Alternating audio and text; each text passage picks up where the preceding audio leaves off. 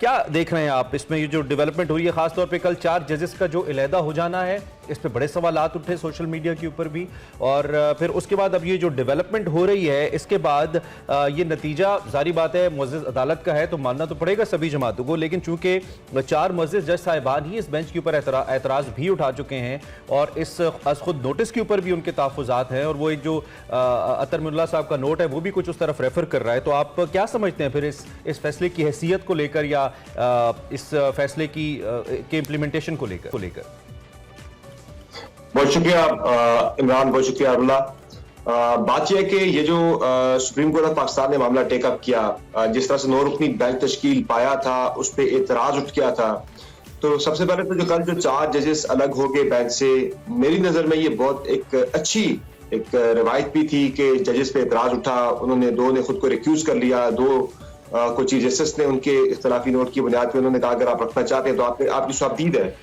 तो chief justice की स्वाबदीद पे छोड़ दिया गया, उन्हें भी चीफ जस्टिस से अलग कर दिया बेंच से। तो मेरी नजर में ये बड़ा अच्छा एक कल से फैसला हुआ है, एक बहुत अच्छी डेवलपमेंट हुई है, वरना जो भी फैसला आता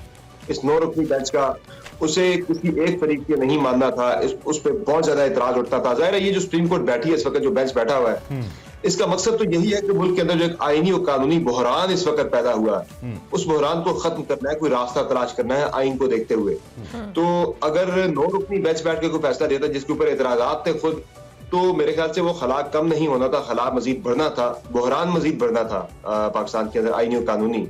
तो जिन जजेस पे एतराज था वो अलग हो गए, उसके बाद अब यह है कि कोई एतराज नहीं कर सकता, बेंच के ऊपर जो एतराज था वो खत्म हो। तो अब पीडीएम के पास तो कुछ भी नहीं होगा कहने को, तो मेरे ख्याल से ये एक अच्छी डेवलपमेंट थी। अब जब फारूक नाइक साहब पेश भी होंगे, मुझे समझ नहीं आती फारूक नाइक साहब की अपनी जो उनकी पार्टी की प्रिंसिपल पोजीशन है वो ये है कि इंतखाबात में डिले नहीं होना चाहिए, इंतखाबात 90 रोज के अंदर जो गिवन टाइम है आइन के अंदर उसके अंदर इंतखाबात होने चाहिए। वो डिले के खिलाफ में बिलावल भुट्टो पब्लिकली इस बात का इज़हार कर चुके हैं, लेकिन फारूक नाइक साहब जाके अदालत के अंदर उनका मौक़िफ़ क्या होता है ये इंटरेस्टिंग होगा, देखना होगा। लेकिन यह कि अब इंतखाबात जो है, मुझे ये लग रहा है कि जो 9 अप्रैल की तारीख दी गई है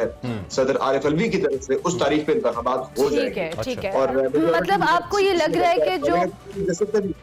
जो ये तारीख दी गई है, हाँ ठीक है, सॉरी समर मैं आपको इंटरप्ट कर रही हूँ, लेकिन आगे बढ़ते हुए चूंकि आपने अभी मुअज़्ज़ज़ अदालत का बात की और दूसरी आपने मुख्तलिफ सियासी जमातों का भी जिक्र किया जिसमें आप पीडीएम इत्तेहाद के हवाले से भी बात कर रहे हैं, लेकिन अदलिया पे तनकीद ये कोई पहला वाक़या नहीं है, इससे पहले भी माजी में हमने देखा है जो भी सियासी जमातों जिनके हक में फैसला आता है वो तो तारीफ करती हैं, लेकिन अपोजिशन उस हवाले से खुलकर तनकीद करती है। और कल मरीम नवाज साहिबा ने भी बहुत खुलकर तनकीद की अदलिया पर, जजेस पर, और उनको जो कहा कि इंसाफ के पल्ले दोनों साइड पे बराबर होने चाहिए, नवाज शरीफ साहब के साथ जो नाइंसाफियां हुई हैं उसका भी अजाला होना चाहिए, और साथ साथ बिलावल भुट्टो ने भी एक स्टेटमेंट दी, उन्होंने कहा कि इन पे भी जजेस के ऊपर भी नैब का कानून लागू होना चाहिए। आप इस तरह की तनकीद को, जबकि सारे मामलात हम देख रहे हैं कि अदालतों में तय होते हैं, सियासी जमातों का अपना इतना नहीं है कि वो किसी टेबल पे बैठ के बात कर सके, और फिर अदलिया पे तनकीद क्या किसी हद तक जस्टिफाई है? देखिए, there is a method to this matters. 3 अहम मामलात हैं जो कि इस वक्त सुप्रीम कोर्ट ऑफ पाकिस्तान ने टेकअप किए हुए। पहला मामला जो है वो फौरी तौर पे इंतखाबात का है, जिसमें आपको पता है कि पीडीएम मुल्क में फौरी तौर पर इंतखाबात नहीं चाहती। परसों का राजनपुर का इलेक्शन का जो रिजल्ट था वो सबके सामने है, और पंजाब के अंदर जो पोजीशन है इस वक्त पाकिस्तान तहरीक इंसाफ की वो किसी से ढकी छुपी नहीं है, और ये पीडीएम को भी नजर आ रहा है कि आज अगर इंतखाबात होते हैं तो उनके जीतने के इम्कानात बहुत ही कम है, इसलिए वो इंतखाबात के अंदर इल्तवा चाहते हैं। इल्तवा क्यों चाहते हैं कि नजर इसी चीज पे है, एक्सपेक्टेशन यही है कि इमरान खान इलेक्शन से पहले अगर नाअहल हो जाते हैं तो वो इलेक्टेबल्स जो कि पाकिस्तान तहरीक इंसाफ के साथ अभी तक जुड़े बैठे हैं, जो तहरीक इंसाफ को छोड़ नहीं रहे, एस्टेब्लिशमेंट के साथ तहरीक इंसाफ के ताल्लुकात खराब होने के बावजूद वो लोग ताकि पाकिस्तान तहरीक इंसाफ को छोड़ दें, तो इसलिए नाअहली का इंतजार किया जा रहा है। कोई ऐसी चीज हो जाए अगले 3-4 महीनों के अंदर, 5 महीनों के अंदर, के जिसके बाद तहरीक इंसाफ को डेंट पड़ जाए बड़ा, तो ये कोशिश है, ये ख्वाहिश है। वरना जिस तरह की इस वक्त गवर्नेंस की सूरत हाल है, जिस तरह के मुल्क के अंदर इकोनॉमी की सूरत हाल है, आम आदमी की मईशत की सूरत हाल है, पीडीएम इस वक्त दलदल में धंस चुकी है।